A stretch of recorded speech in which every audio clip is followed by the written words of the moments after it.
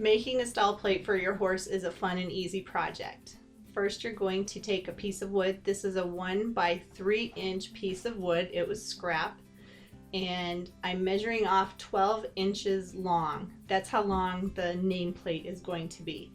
And as you can see here, I'm measuring off several times, but that's because I was making several name plaques. After you've measured it, then you're going to cut the wood.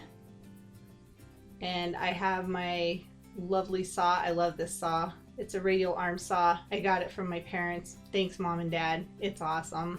Makes the cuts really easy. And once you have the wood cut, then you're going to sand all of the edges. You want to make sure that any splintered parts or rough parts are all sanded so that the wood is relatively smooth. And I'm doing the sides, the front, the back, everything. It just makes it much easier when you're doing the other steps if the wood is already sanded. The next step is you're going to take some stain and you are going to stain all sides of the wood. So this one, I think it was called Old American or Early American, and it was about $4 for that little canister of the stain, which is not bad because I can stain a lot just with that little, jar of stain. And so I'm doing all the sides, top, bottom, front, back, everything. This is the first step, and then you're going to allow the stain to dry. And it does take at least 24 hours for it to dry, depending on how thickly you apply the stain. But this is going to be the background so that even though the next step, we're going to be covering this up and you won't see it, in the end result, you will see it because we're going to sand through it. So here's my wood. It's all stained and ready for me to do the next step. The next step is going to be painting what the main color of the nameplate will be. So this one is going to be white. So I'm going to distress it, and that's where we'll be sanding again later. So what I'm doing is I'm painting the front of the nameplate. So this is where I'm going to be putting my lettering later on. And I will paint the sides, so all 4 sides that are not the front, but I don't paint the back. If you wanted to paint the back, you can, but that's not going to be showing. So I'm just leaving it the original stain color that we had already done. I'm going to leave that alone because I think it looks pretty, and just painting the sides so that all of the sides will match the front of the plate, which is where the name will be. Again, this is another step that it takes a little bit of time, so I waited another day before I went on to the next step, which will be the sanding. And as you can tell in each of the little clips of this video, my shirt has changed because I've been doing this in the evening when I come home. So I'm just basically doing one thing a day, and it takes about a week, but the end result is worth it. And it's not good to rush it, so don't rush it. If you can, just take 5 minutes a day to do it. The next step you're going to do is you're going to sand the painted color, the painted surface that you did. And I have 60 grit sandpaper on here, which is a little bit too much, but as you can see, the stained wood is actually showing through now where I'm sanding off through the white. And this just takes practice. If you don't have an orbital sander, you can use just sandpaper, or it doesn't matter what you use. All I'm doing is just stressing it and making it look old, even though the wood was pretty much brand new. I'm making sure to get all of the corners, the tops, the sides, everything. And then the front of it, you just want to do it lightly because you don't want to get like little rub marks on it.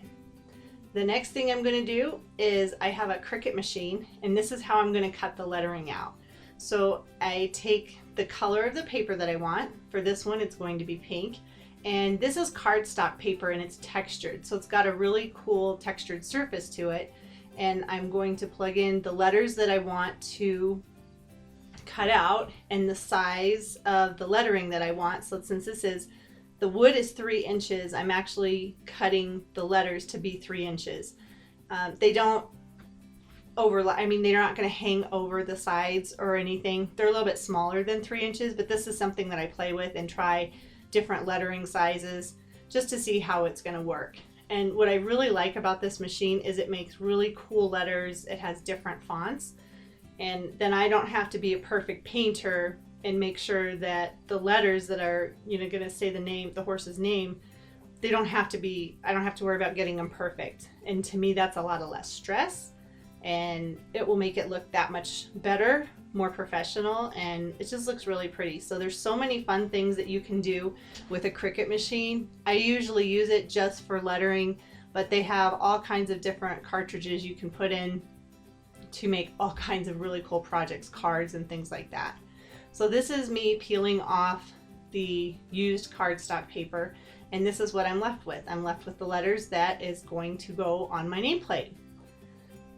Now I'm going to put everything together. So all of the work we've done so far, it's been like 4 days, but that's okay because we're just about done. So the first thing you're going to do is take Mod Podge, and you are going to paint that all over the surface of your nameplate. It acts like a glue. So, and then it dries clear. The Mod Podge that I'm using is a matte finish because it's not super shiny. If you like a glossy finish, you can get Mod Podge that has a glossy finish.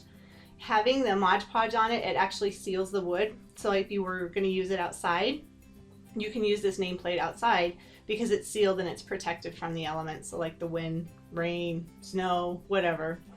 But now I'm putting the letters in place where they're going to be. So I did the coat of Mod Podge, and now I'm tacking down the letters. And if you need to move them a little bit, you can. Just don't use, make sure you have enough Mod Podge on it so that you can move the letters easily.